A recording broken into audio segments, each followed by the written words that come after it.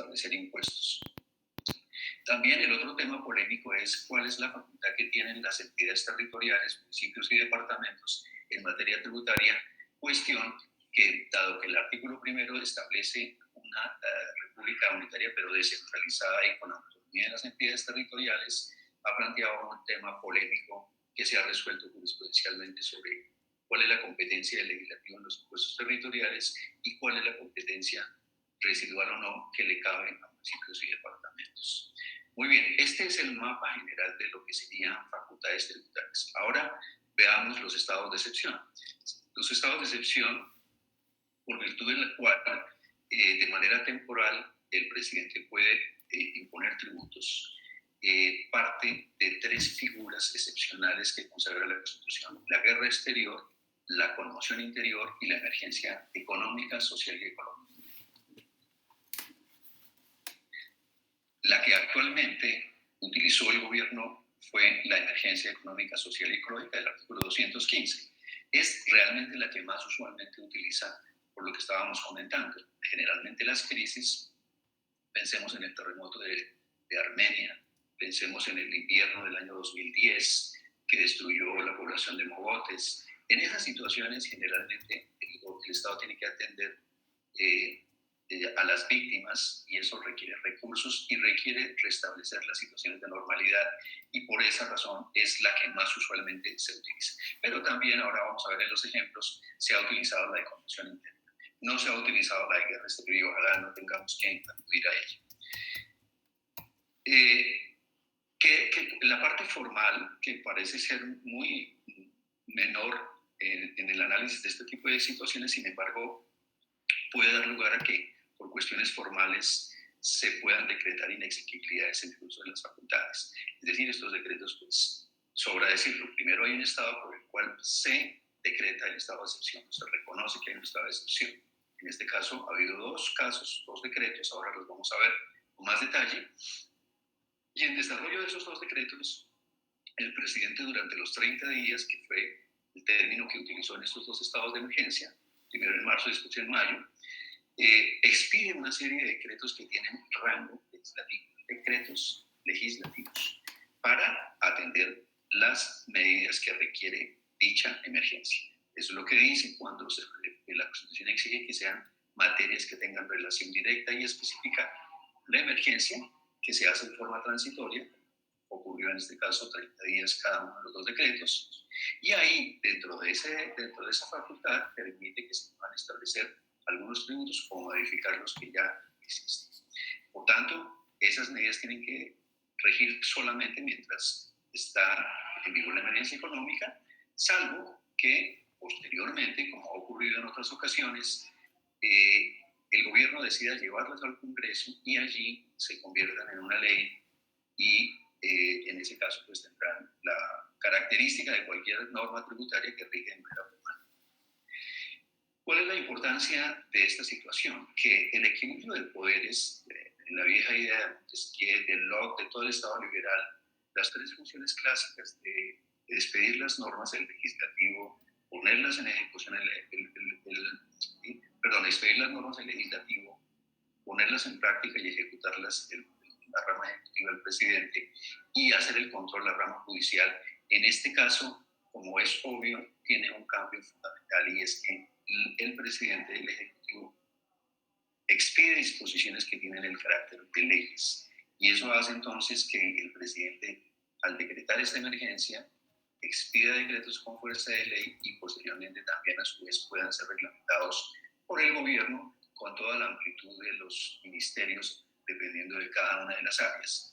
Entonces, el control, el papel de la rama judicial aquí es relevante, puesto que la Corte hace un control constitucional de los decretos legislativos, y el Consejo de Estado corresponde a hacer el control legal de aquellos actos administrativos que reglamentan tales decretos legislativos. Como quiera que esta emergencia se ha extendido tanto en el tiempo, ya vamos a completar casi 5 meses, el volumen de disposiciones expedidas por el presidente en uso de estas facultades supera los 100.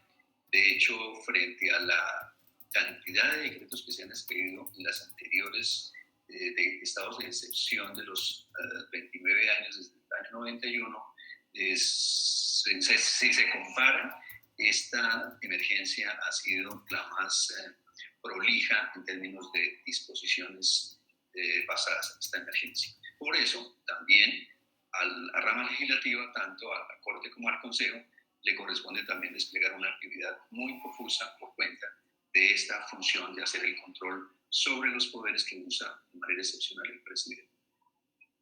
Entonces, este control es automático. De hecho, si el gobierno no mandara estos decretos, tanto la Corte como el Consejo pueden asumirlos de manera directa. Entonces, el control que hace la Corte pues, es sobre los dos estados de excepción y sobre los decretos que desarrollan estos estados de excepción. Es básicamente las reglas sobre las cuales hace este control estarían en los artículos de los estados de excepción y en la ley 137, que es la ley estatutaria de los estados de excepción, pero en general debe haber una relación directa y específica de la situación que determina la emergencia para el caso del decreto que ha establecido dicho estado excepcional, y las medidas que tomen deben ser proporcionales a la gravedad de los hechos, de manera que la Corte tiene ahí un margen para examinar qué tanto el presidente ha usado esta facultad dentro de los parámetros exigibles de un estado de excepción que, como su nombre lo dice, debe ser mirado a la luz de que es una competencia normal del Poder Legislativo y que el presidente debe ponderar muy bien el uso de estas facultades excepcionales. Por esa razón, los controles judiciales son muy significativos, porque estamos haciendo control a una facultad excepcional del Ejecutivo que normalmente debería tener todas las virtudes de las leyes, es decir, el debate democrático, la participación amplia de nuestros representantes en la Cámara y en el Congreso. Esa es la razón por la cual, como quiera que se concentre la facultad en el presidente, la función de control judicial, constitucional y reglamentario se convierte en una pieza fundamental del equilibrio del poder en estos casos. En particular, a la jurisdicción contenciosa administrativa nos corresponde el control inmediato de aquellas normas generales que el gobierno ha expedido en materia reglamentaria. Esas competencias están centradas tanto en la ley 137, que es la ley estatutaria de los estados de excepción, como en el artículo 137, que se refiere a las facultades otorgadas por el Código de Contencioso Administrativo, el CEPACA, conocido como CEPACA.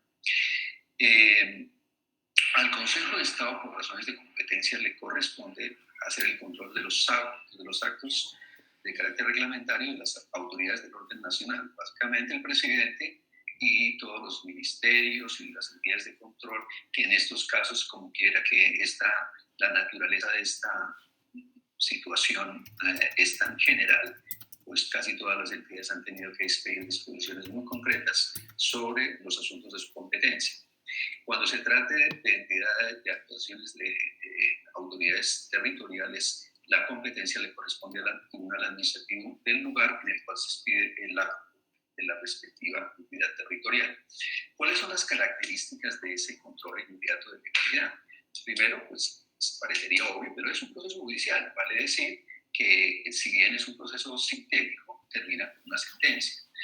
También es usual que muchas veces el control termina con particularmente indicar que no hay competencia, porque no es un acto administrativo expedido en desarrollo de la emergencia económica, que ha ocurrido frecuentemente por cuenta de que ahora hemos tenido también una emergencia sanitaria, pero eso es una facultad de carácter legal y esos actos no tendrían control inmediato y automático de esta naturaleza.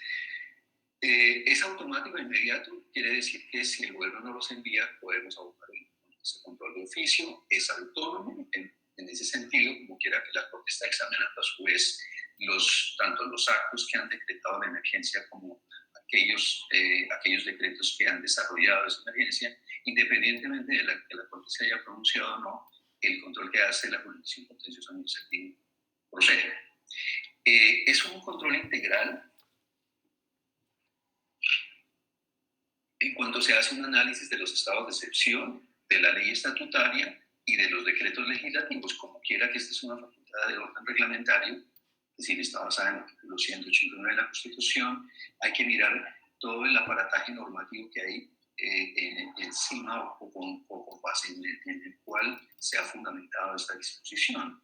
Es decir, todos los aspectos de conexidad, proporcionalidad y necesidad de las medidas debe ser examinado.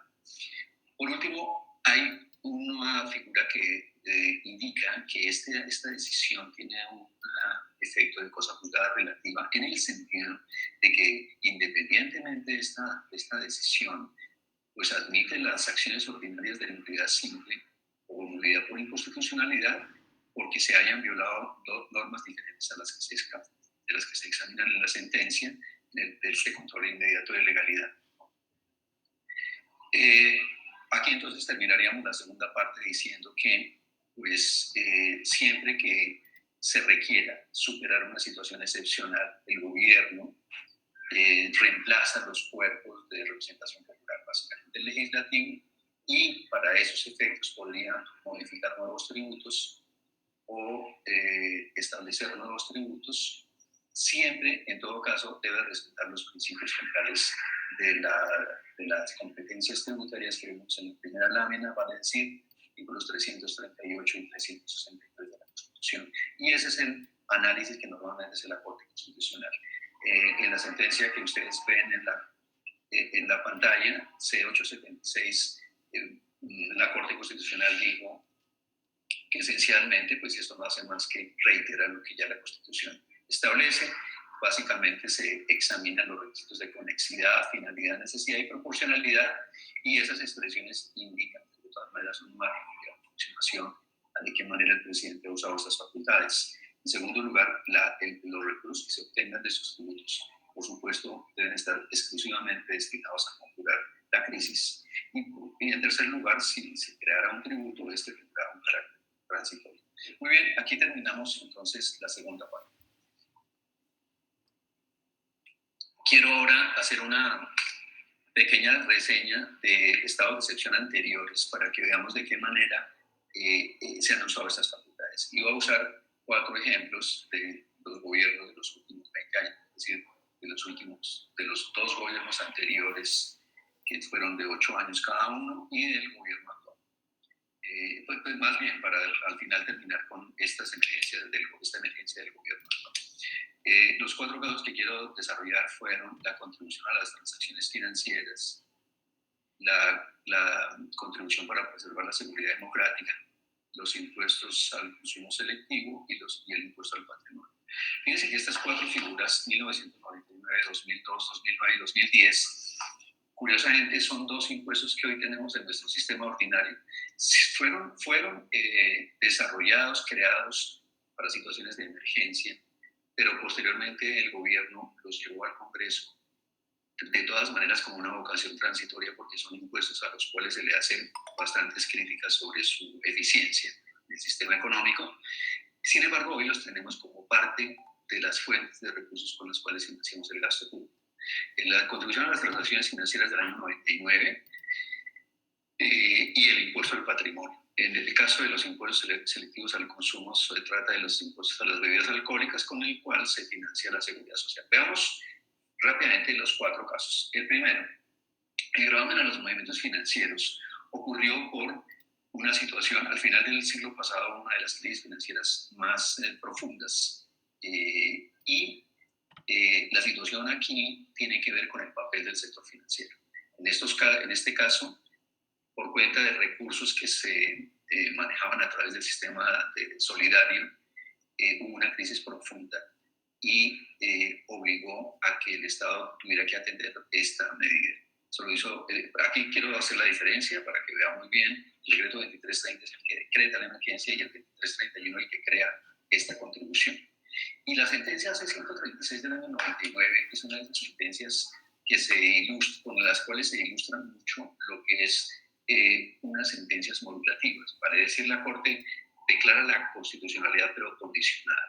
En este caso, para decirlo de una manera muy general, la figura era, ante la crisis se crea una contribución sobre las transacciones financieras, lo que conocemos como el 4 por 1000 o GMF, y en ese caso En ese caso, esa plata iría, como se llama, como se configuraba una contribución, iría a Fogafín para poder atender la situación de los ahorradores y por eso tenía esa figura de contribución. Sin embargo, bueno, y establecía dos tarifas, una para todas las personas que manejaban cuentas y una para las entidades financieras, diferentes tarifas, dado que las entidades financieras manejan volúmenes de recursos muy amplios. Sin embargo, la Corte en esta sentencia, en primer lugar, dijo que no, que la declaraba constitucional, pero no como contribución, sino como un impuesto sin destinación específica,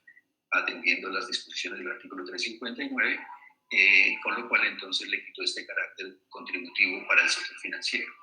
En segundo lugar, amplió los sujetos beneficiarios de las exenciones. Y en tercer lugar, eliminó las tarifas diferenciales y estableció una sola tarifa. Una sentencia de aquellas en las cuales la Corte hace un pronunciamiento en el sentido de que modifica la disposición normativa. Hubo otras cuestiones y otras medidas, pero lo que cabe resaltar aquí es que posteriormente esta norma sirvió también para la emergencia siguiente en el terremoto de Armenia y posteriormente ya se convirtió en una disposición que siempre tuvo un carácter de transitorio. El GMF actualmente, artículo 878 del Estatuto Tributario, es muy polémico, es un impuesto al cual se le acusa de afectar la circulación económica y han pretendido modificarlo, pero es uno de esos temas en los cuales los recursos que provee, que son aproximadamente un punto del PIB, no son fáciles de sustituir, por lo tanto el impuesto está vigente, aunque se creó en un estado de excepción.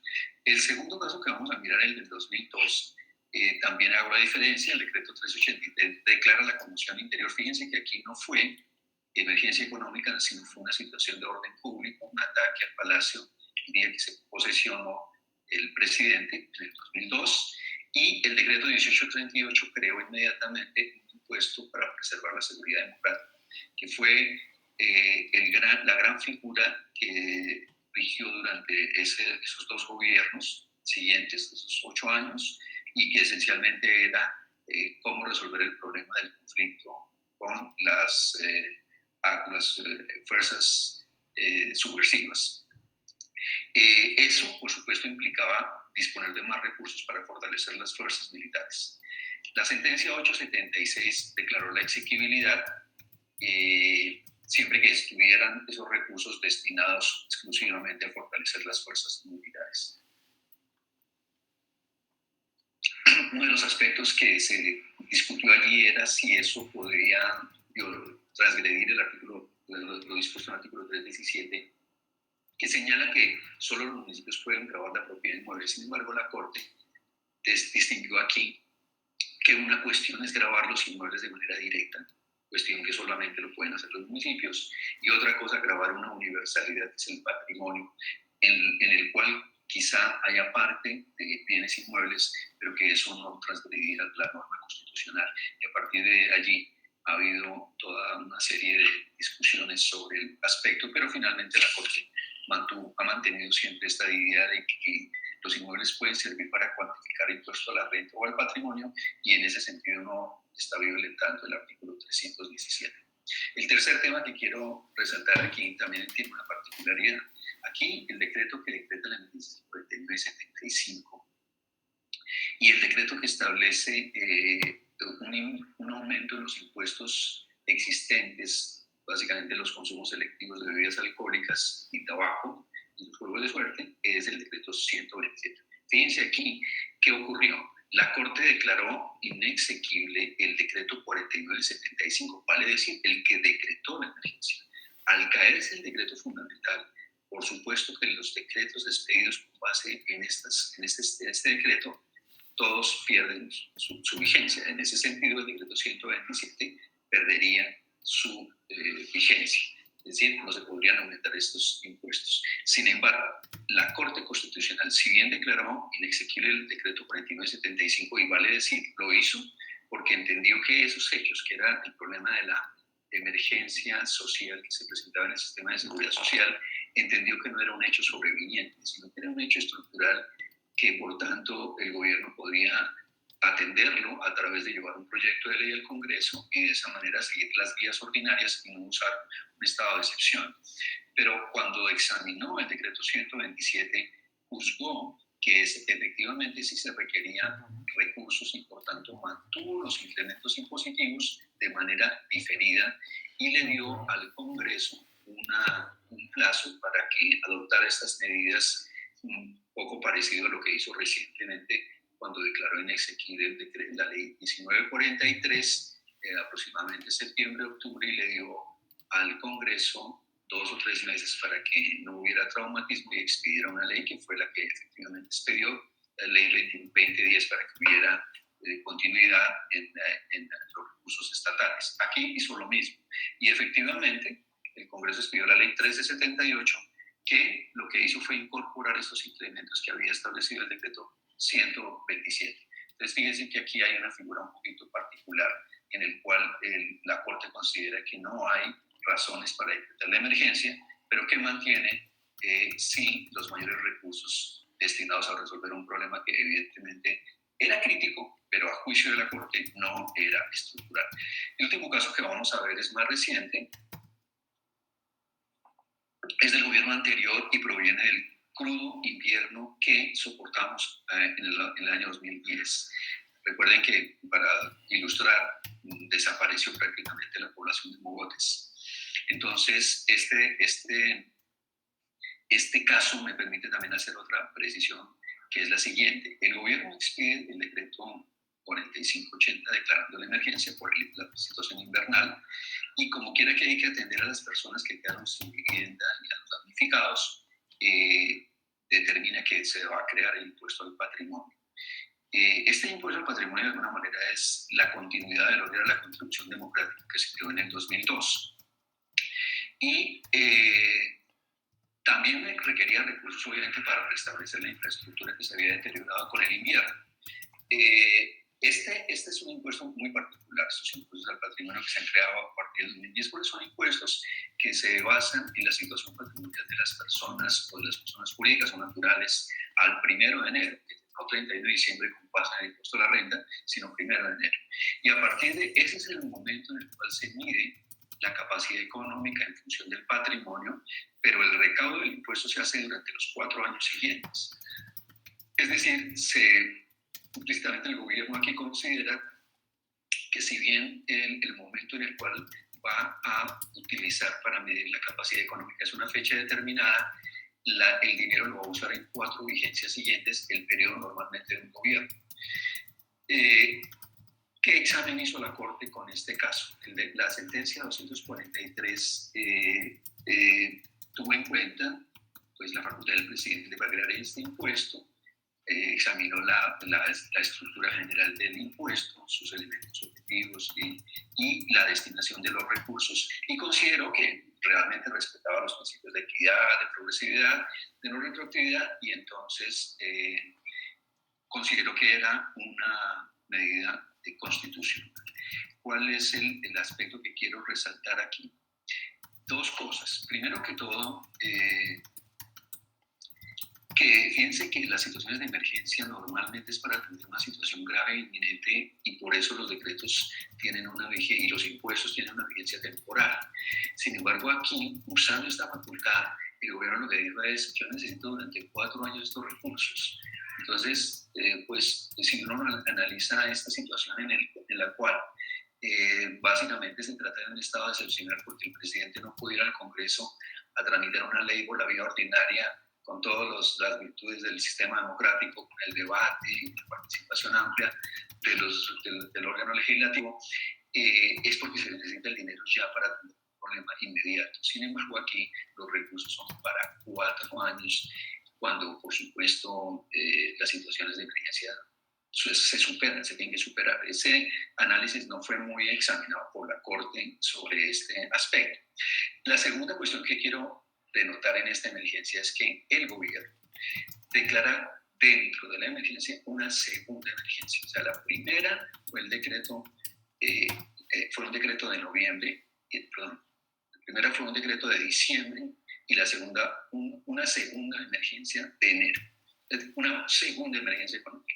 En esa segunda emergencia, la Corte, en la sentencia 216, dice que no hay razones para una segunda emergencia, en la medida en que ya pierden el grado de excepcionalidad o de sobrevivencia que caracteriza estas situaciones y por tanto el gobierno podía usar las facultades ordinarias para efectos de establecer estas medidas de tipo fiscal y carácter tributario, y por tanto fueron declaradas inexequibles.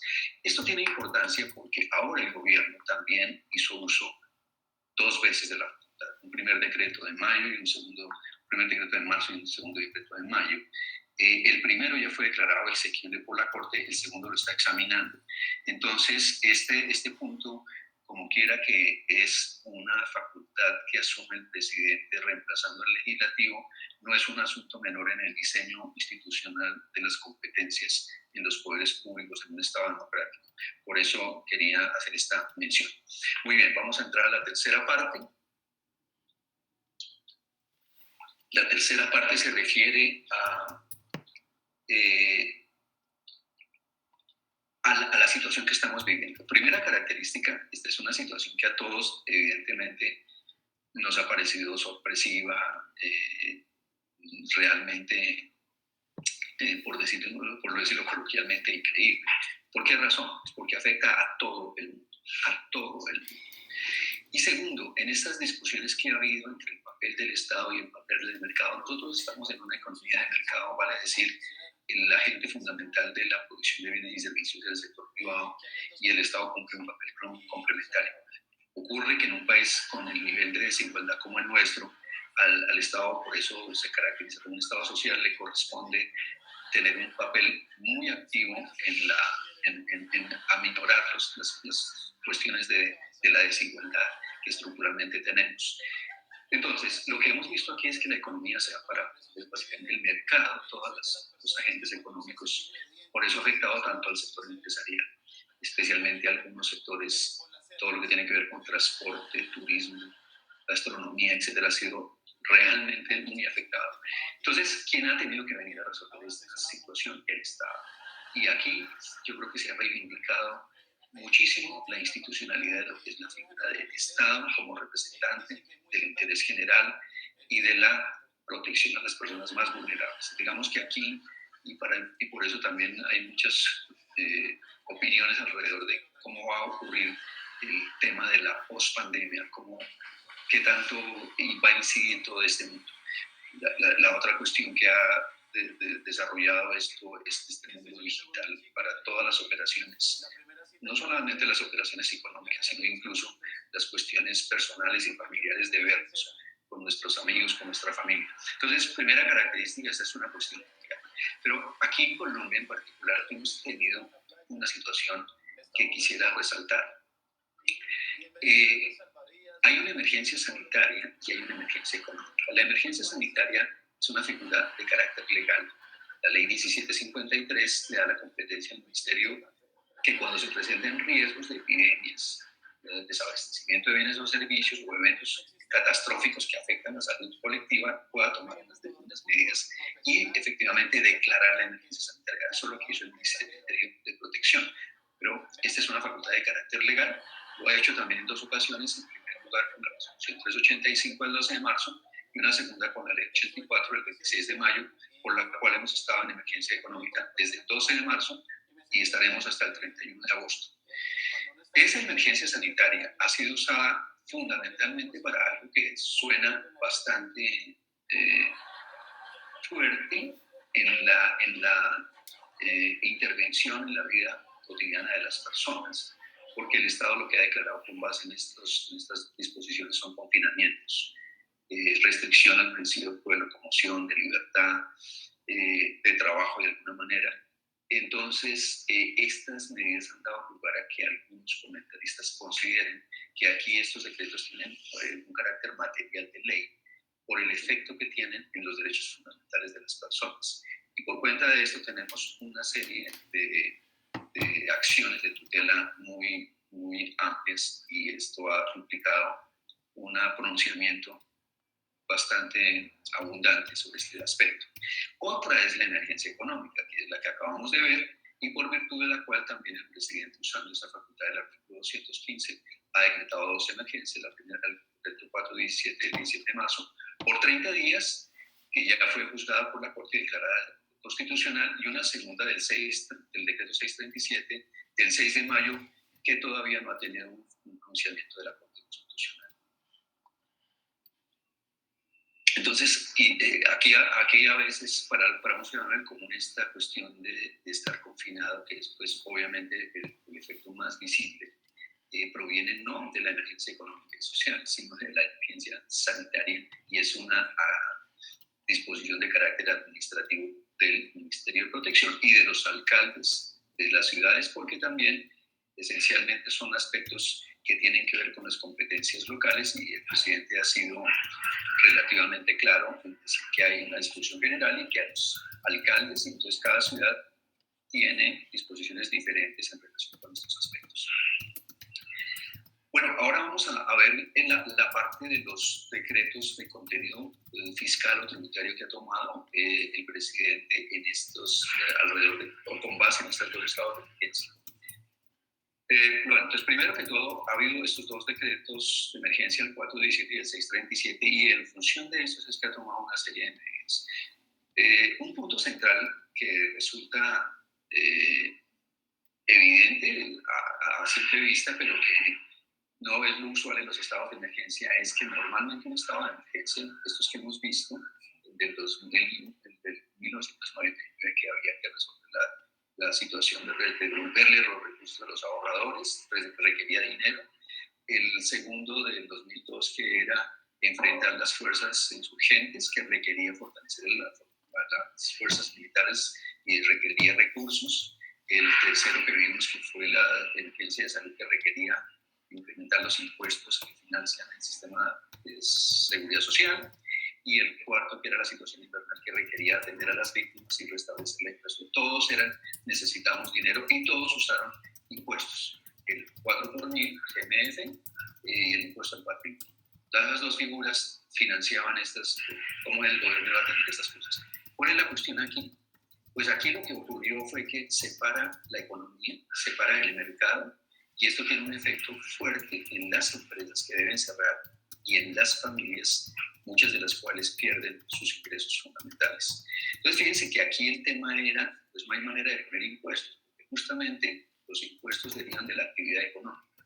Y si la actividad económica tiene una situación de crisis, en el sentido de que no pueden operar, pues dejan de tener ingresos, y entonces la fuente de los tributos pues no puede utilizarse. Entonces, esta emergencia, a diferencia de las otras, no ha usado mucho los impuestos, sino más bien ha usado una figura que son los subsidios, pero esos subsidios no los han podido financiar con los impuestos, sino con el endeudamiento. Y la otra figura es reducir las cargas tributarias, eso sería lo que se llama un gasto tributario. Solamente ha usado el tema impositivo para lo que se denominó el impuesto solidario, que es el que grava a los funcionarios públicos de mayores salarios, y a los contratistas del Estado y a los pensionistas. El impuesto solidario es el único recurso nuevo que hemos tenido en esta emergencia. De hecho, el presidente, haciendo su balance para los 2 años que cumple esta semana, ha dicho que en el titular del Tiempo de hoy, que sería un suicidio hacer una reforma tributaria. Tiene toda la razón. No podemos cobrar impuestos cuando la economía ha tenido este desplome tan impresionante en las empresas que han dejado de recibir ingresos, que han dejado de facturar, y por cuenta de eso ha desencadenado también un desempleo que ya llega como a superar el 20%, con los cuales las personas dejan de trabajar, y tiene un efecto en las familias y en los consumos de todo tipo. Por tanto, claro, la situación no es para atenderla mediante nuevos impuestos. Claro, se han generado ahorita discusiones sobre si el sistema tributario debe tener enmiendas, debe tener reformas. Hay una muy famosa demanda que se presentó contra todo el estatuto tributario, que fue inadmitida. La demanda fue corregida estos días. Esa demanda además tiene la particularidad de que es presentada por un núcleo de profesores de economía y de derecho muy reconocidos, y que tiene unas piezas particulares en su presentación.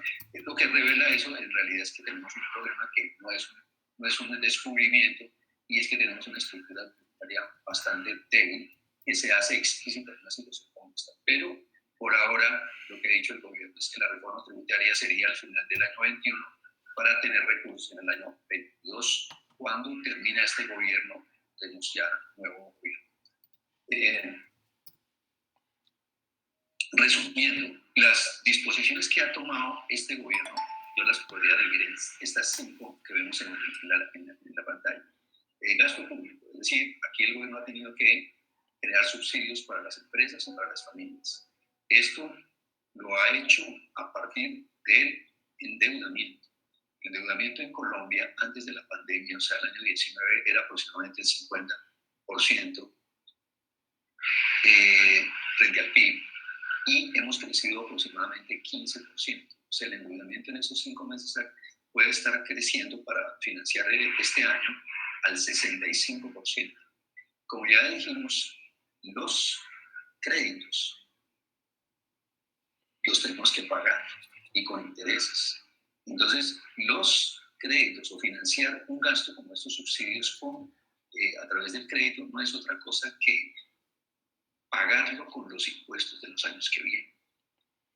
Hay que ver a qué plazo se pagan esos subsidios, pero las personas que pagarán impuestos en los años futuros, y este es un mensaje para las personas jóvenes, tendrán que asumir estos gastos. Por tanto, recordemos, somos estados básicamente tributarios. Nuestro único recurso fundamental son los impuestos. Impuestos del presente e impuestos del futuro. Y los impuestos del futuro son la forma de pedir crédito, como ocurre en cualquier familia o en cualquier empresa. Los créditos de hoy se pagan con los recursos de mañana.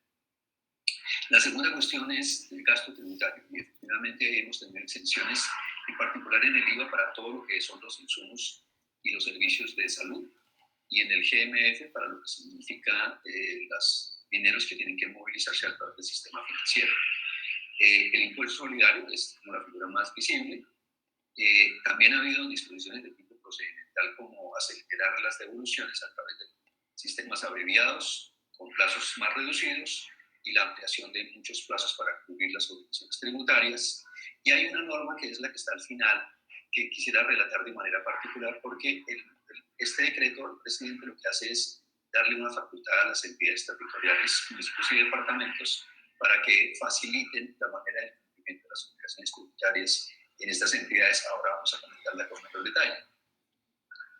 Entonces, en relación con el primer tema, medidas de gasto público, básicamente destaco aquí 3 decretos. Uno, se creó un fondo para poder atender los recursos, porque desde luego que este es un rubro de gasto muy poderoso, que además se tiene que ejecutar muy rápidamente.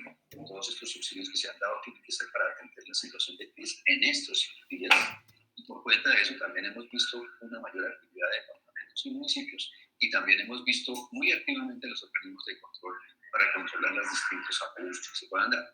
Una segunda cuestión es, nosotros tenemos una serie de programas para ayudas a personas vulnerables, adultos mayores, jóvenes en acción, familias en acción.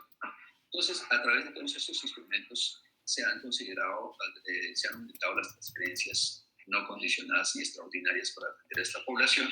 Algunos de ellos también han sido financiados con recursos de las entidades territoriales, por ejemplo, en el caso de Bogotá. Y finalmente, tenemos que el decreto 639 hace un apoyo a las empresas para proteger el empleo fundamentalmente, es decir, a las empresas les da un apoyo de una porcentaje del salario mínimo, con el objeto de poder mantener la nómina y que no haya despidos de personal. Estas son 3 figuras particulares de gasto que se han establecido en esta pandemia. Sobre medidas tributarias, por supuesto, el decreto 568, que crea este impuesto a cargo de los servidores públicos, de los contratistas personas naturales y los pensionados que tengan 10 millones. Hemos descubierto además que esta es una población muy pequeña. No pasan de 20.000 personas que tienen estos recursos. Esto también revela estructura de nuestra sociedad, es decir, de una enorme desigualdad. Tenemos una sociedad pues, con un índice de desigualdad que ya se ha destacado en los indicadores generales, y por eso la reforma tributaria será indispensable en el futuro que ya previmos de los años 21-22.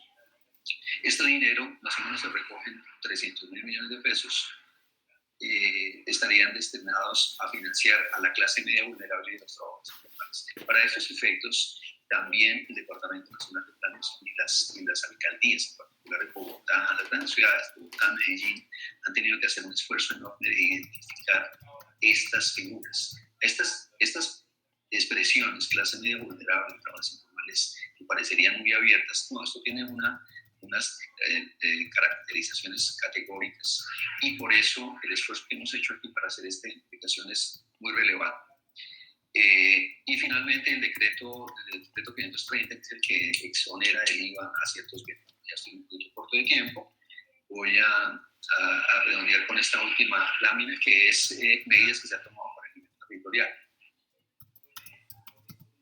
El decreto 461 permite que los alcaldes y gobernadores puedan, de manera directa, sin acudir a la Asamblea del Consejo, tomar medidas para reorientar los gastos de destinación específica. Cabe decir que aquí, obviamente, municipios y departamentos también han tenido una caída muy fuerte de sus ingresos tributarios, por obvias razones. El decreto 678 tiene una medida que es un poquito particular y que quisiera comentar, porque ella faculta a las entidades territoriales para la gestión financiera, tributaria y presupuestal, y le da la particularidad, la facultad a que, por ejemplo, para facilitar el recaudo de cartera, pueda haber reducciones de tributos, intereses y sanciones. Aquí los alcaldes podrían eventualmente recuperar parte de sus recursos tributarios ofreciendo reducciones en intereses, sanciones y tributos. Estas medidas, que de alguna manera se conocen como amnistías tributarias, han sido fruto de jurisprudencia de la Corte Constitucional un poco restrictiva de las facultades que tienen los gobiernos para estos casos. En todo caso, esto lleva a que algunos comentarios hayan dicho, ¿y por qué no el gobierno nacional toma también estas medidas de aminorar las obligaciones tributarias con una medida de este tipo para los impuestos de renta, de IVA, de 4.000, que también ayudarían a resolver esta situación crítica? Muy bien, con esto termino.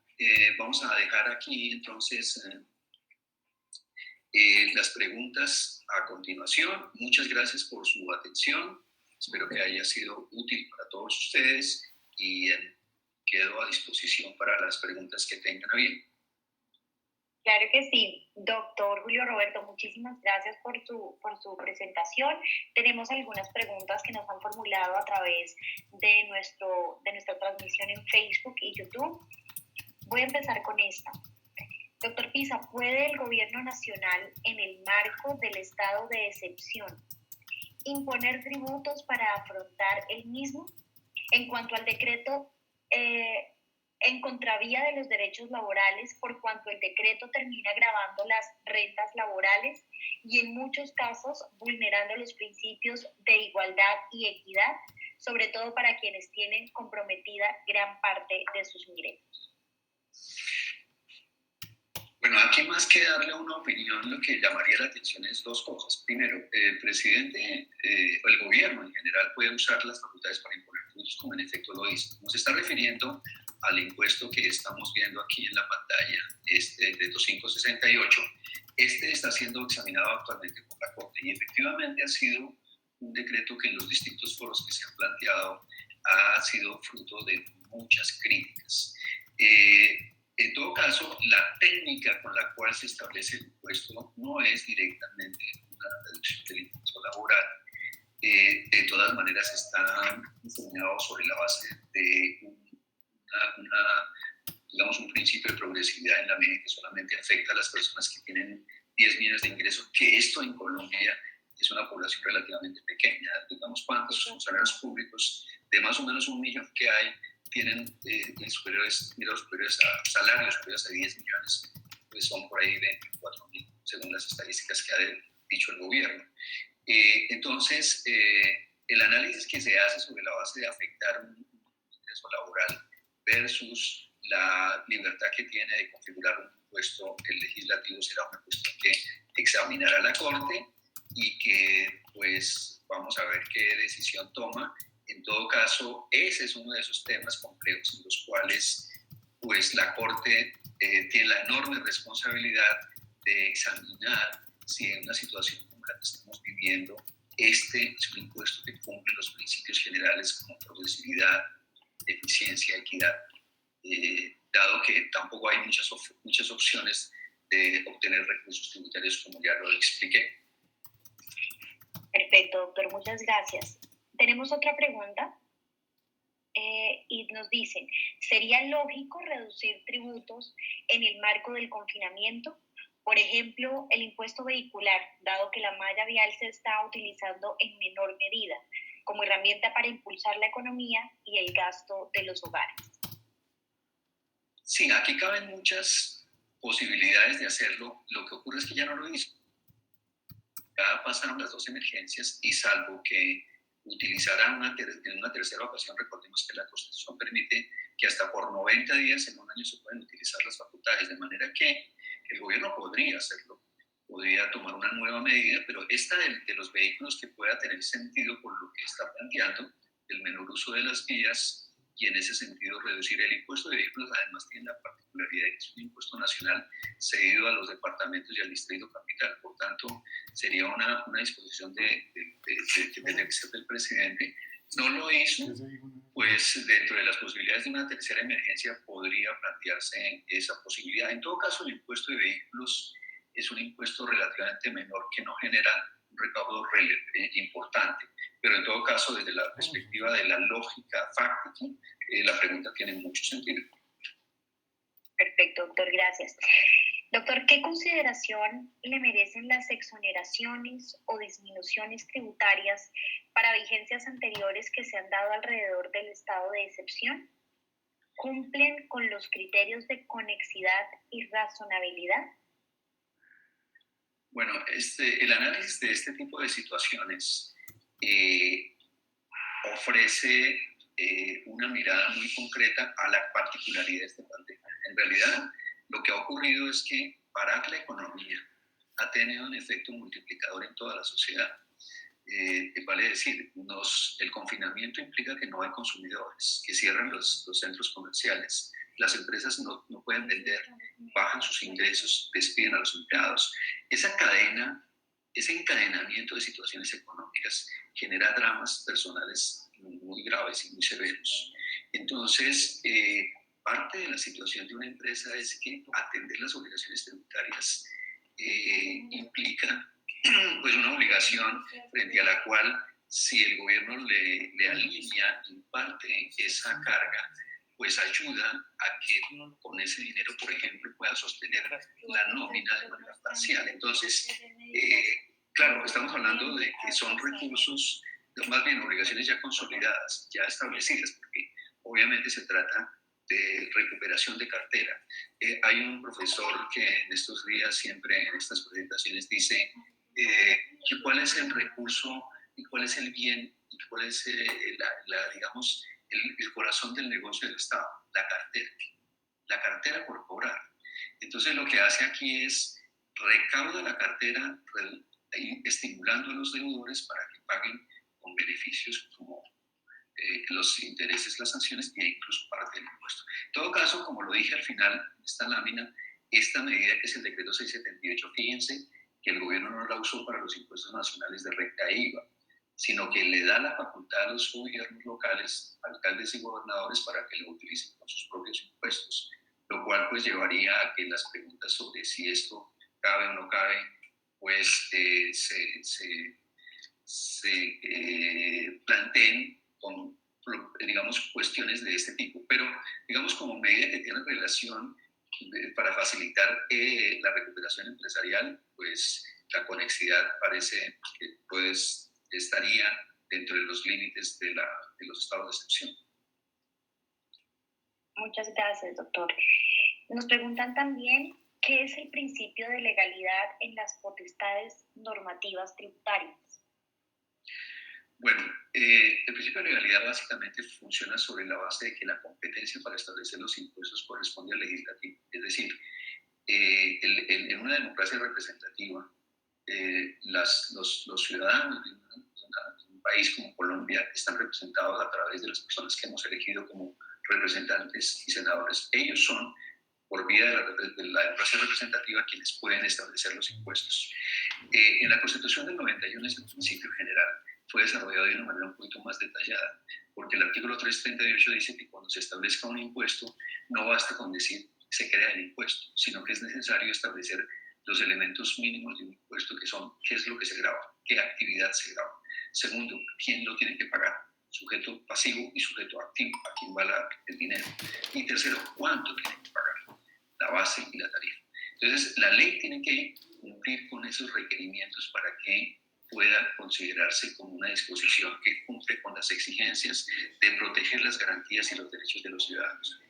En resumen, nosotros tenemos la garantía de que cuando nos impongan un tributo, el legislador es el que ha definido todos estos elementos para saber quién paga, cuánto paga y por qué razón tiene que pagar. Es decir, cuál es el elemento que da cuenta de la capacidad económica de las personas o de las empresas. Eso quiere decir el principio de legalidad. Ahora, con los impuestos locales, el problema que se ha planteado es qué le toca como competencia al Congreso definir y qué le corresponde a las autoridades territoriales, municipios y departamentos para configurar totalmente el impuesto.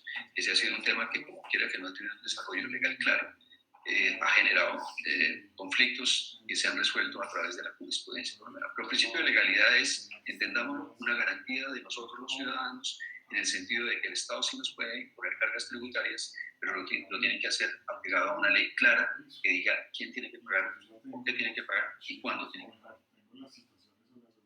Doctor, muchas gracias. Y finalizamos con esta pregunta.